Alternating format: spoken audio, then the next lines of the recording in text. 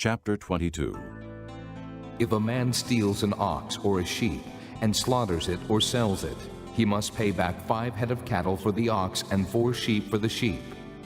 If a thief is caught breaking in and is struck so that he dies, the defender is not guilty of bloodshed. But if it happens after sunrise, he is guilty of bloodshed. A thief must certainly make restitution, but if he has nothing, he must be sold to pay for his theft. If the stolen animal is found alive in his possession, whether ox or donkey or sheep, he must pay back double.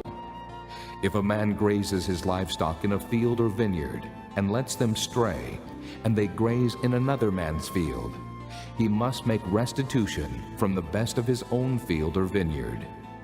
If a fire breaks out and spreads into thorn bushes, so that it burns shocks of grain or standing grain or the whole field, the one who started the fire must make restitution. If a man gives his neighbor silver or goods for safekeeping, and they are stolen from the neighbor's house, the thief, if he is caught, must pay back double. But if the thief is not found, the owner of the house must appear before the judges to determine whether he has laid his hands on the other man's property. In all cases of illegal possession of an ox, a donkey, a sheep, a garment, or any other lost property about which somebody says, "This is mine," both parties are to bring their cases before the judges. The one whom the judges declare guilty must pay back double to his neighbor.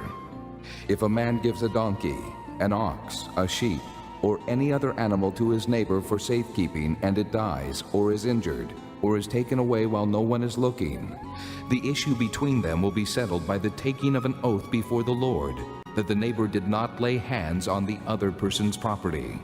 The owner is to accept this, and no restitution is required.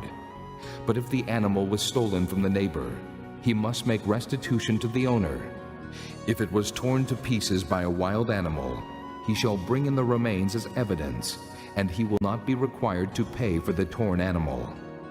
If a man borrows an animal from his neighbor, and it is injured or dies while the owner is not present, he must make restitution. But if the owner is with the animal, the borrower will not have to pay. If the animal was hired, the money paid for the hire covers the loss. If a man seduces a virgin who is not pledged to be married and sleeps with her, he must pay the bride price, and she shall be his wife. If her father absolutely refuses to give her to him, he must still pay the bride price for virgins. Do not allow a sorceress to live. Anyone who has sexual relations with an animal must be put to death. Whoever sacrifices to any god other than the Lord must be destroyed. Do not mistreat an alien or oppress him, for you were aliens in Egypt. Do not take advantage of a widow or an orphan. If you do, and they cry out to me, I will certainly hear their cry. My anger will be aroused, and I will kill you with the sword. Your wives will become widows, and your children fatherless.